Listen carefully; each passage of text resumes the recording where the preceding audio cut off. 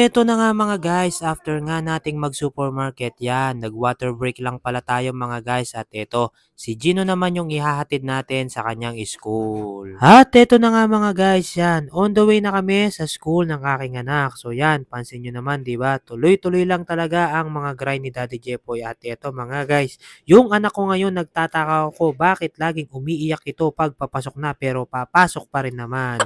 So after ko nga siyang ihatid mga guys, so dahil may 2 hours nga tayo, eto, si Daddy Jepo nyo ay boom, yan, food trip muna tayo. So bali yan pala yung ila-lunch natin ngayon mga guys, yan, bali minute burger na buy one take one, grabe.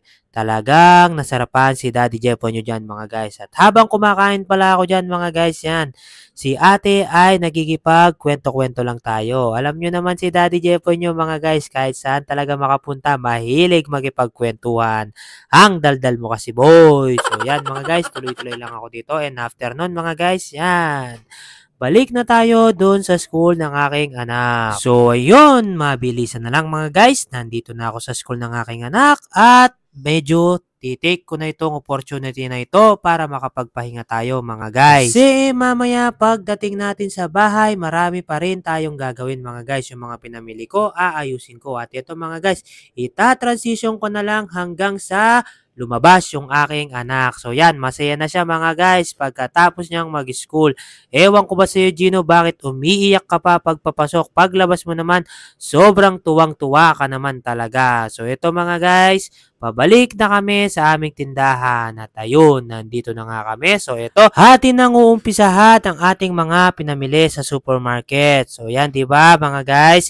Sinabi ko naman sa inyo, si Daddy Jepo nyo mas lalong magsisipag ngayong 2025. Kasi nga parang natatamaran pa ako noong taong 2024 sa aking sarili mga guys. So yan, talagang sabi ko sa sarili ko, yun.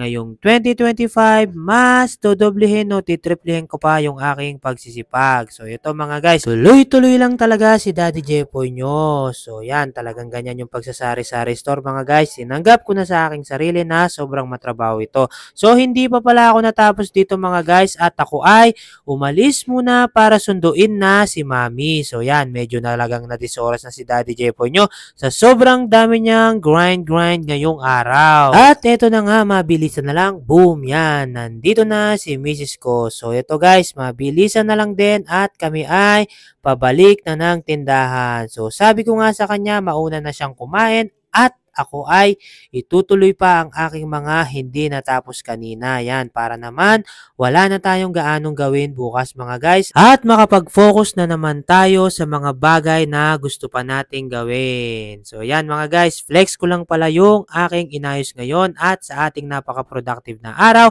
Thank you Lord. So water break lang ako mga guys. Sobrang saya ko na naman at syempre, bye-bye. Finger out kayo sa akin. God bless you po.